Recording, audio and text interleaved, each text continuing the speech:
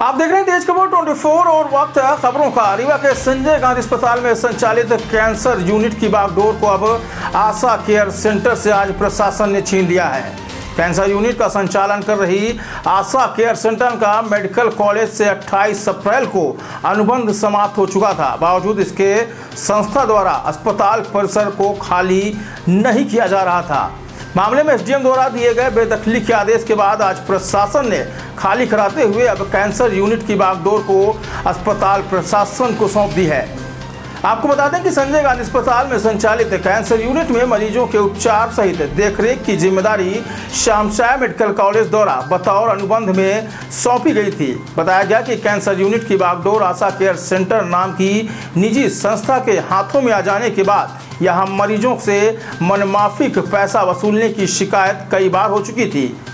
बताया जाता है कि अस्पताल प्रशासन के द्वारा कैंसर यूनिट के अतिरिक्त आर्थोपेडिक वार्ड के 2 ब्लॉक मरीजों के इलाज के लिए दिए गए थे, जिसमें 2400 रुपये प्रतिदिन के हिसाब से बेड चार्ज वसूला जा रहा था। इसके अलावा संस्था द्वारा उपचार संबंधी दवाइयां प्रत्येक मरीज के अटेंडर से बाजार से मंगाई जाती थी, जबकि आशा केयर संस्था लोकहित जनसेवा के भाव से मरीजों की सेवा के लिए अनुबंध किया था।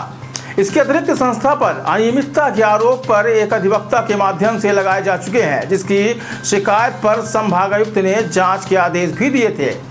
इधर संस्था का मेडिकल कॉलेज से अनुबंध अप्रैल माह में ही समाप्त होने के बाद अब संस्था द्वारा अस्पताल परिसर को खाली नहीं किया जा रहा था, जिस पर आज एसडीएम द्वारा दिए गए बेदखली के आदेश के बाद अब परिसर को खाली कराया गया है और कैंसर यूनिट की बागडोर को आशा केयर सेंटर से छीनकर अब अस्पताल प्रशासन को सौंप दी गई है। ये आशा कैंसर केयर जो एक प्राइवेट संस्था थी, उसका मेडिकल कॉलेज से एमओयू था रेडियोथेरेपी मशीन चलाने के लिए, जो कि 28 अप्रैल को ख़त्म हो गया था। और उसके बाद शासन की कार्यकारिणी द्वारा ये नियमित लिया गया था, कॉलेज की कार्यकारिणी द्वारा, कि ये अब मशीन जो है और बाकी विभाग का संचालन संस्था के स्तर पर स्वतः ही किया जाएगा। चूँकि आपके कार्यालय काम में काफ़ी शिकायतें थी, कई वित्तीय और मरीजों की शिकायतें थी, कई संस्थाओं ने शिकायत की थी, तो तत्कालीन कमिश्नर साहब ने ये निर्णय लिया था कि अब ये संस्था और विभाग और मशीन का संचालन संस्था के द्वारा किया जाएगा। किस कंपनी में सर टेंडर मिला था? ये कंपनी ने ये एक समिति थी, आशा कैंसर केयर समिति थी, जिसमें पहले शुरू में 3 उसके मेंबर थे। फिर उन लोगों में आपसी कुछ डिस्प्यूट के कारण 2 लोग बचे थे। कार्यकारी अभी योगेश शुक्ला जी हैं, और उनको बताते फिर ये उनको नोटिस दिया गया है, लेकिन कुछ कारणों से वो इसको पेंडिंग में डाले हुए थे। फिर जब ये उन्होंने हाईकोर्ट में भी इसका वो लगाया था, एप्लीकेशन लगाई थी, हाईकोर्ट से उनकी एप्लीकेशन रिजेक्ट हो गई थी, इसी प्रकार का एक्सटेंशन ना दिया जाए। फिर हमने एसडीएम सर कलेक्टर महोदय के निर्देश पर एसडीएम सर से एप्लीकेशन डाली, जिन्होंने आज ये कार्रवाई करवाई है। सर यहाँ ताला लगाया गया था जी? कब से ताला लगाया गया था? जब से एमओयू ख़त्म हुआ था तब से लगा हुआ था। वार्ड हम लोगों को, वार्ड हमारे चार्ज में था, वार्ड में हमारे डॉक्टर हैं, नए डॉक्टर भी कई लोग काम कर रहे हैं, तो कीमोथेरेपी और सपोर्टिव थेरेपी का ट्रीटमेंट चल रहा था। रेडिएशन थेरेपी आपने लॉक कर रखा था, तो इससे प्रभावित हो रही थी। आप उम्मीद है कि जल्दी चालू हो जाएगी। सर नया कार्य कब स्टार्ट होने वाला है? जैसे ही पोजीशन में आएगा स्टार्ट हो जाएगा। शुभ नाम बताइए। मैं डॉक्टर प्रियंक शर्मा, मैं प्रोफेसर हूँ सर्जरी का और इंचार्ज रेडियोथेरेपी विभाग। ये संजय गांधी हॉस्पिटल में कैंसर यूनिट बनी हुई है और इसको एक प्राइवेट एनजीओ आशा केयर सेंटर के द्वारा संचालित किया जा रहा था, जिसका कि जो भी इनकी निविदा थी वो समाप्त हो गई थी। निविदा के पश्चात से जो भी इनके सीएमओ साहब थे, उन्होंने पत्राचार किया कि आप इस स्थान को खाली कर दें, परंतु आशा सेंटर के द्वारा पर ये संस्था स्थान खाली नहीं किया जा रहा था।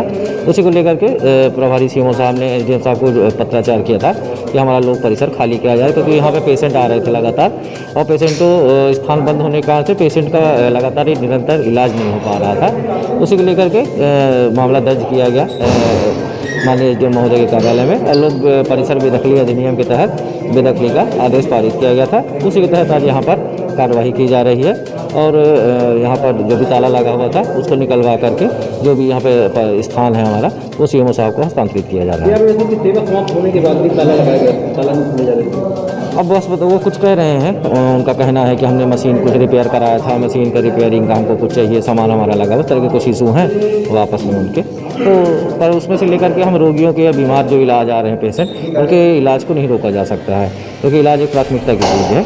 इसी को लेकर के आज ये लोक परिसर बेदखली के तहत ये परिसर खाली कराया जा रहा है। आज आपकी पहल पे संजय गांधी हॉस्पिटल में रेडियो थेरेपी विभाग का ताला तोड़ा गया है, क्या था पूरा मामला?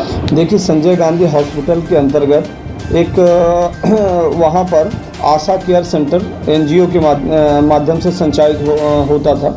उसकी निगरानी अधिष्ठाता छात्र कल्याण विभाग के द्वारा श्याम साहब महाविद्यालय के द्वारा की जाती थी। इस संदर्भ में उनके द्वारा कई नियम विरुद्ध भ्रष्टाचार किए गए थे।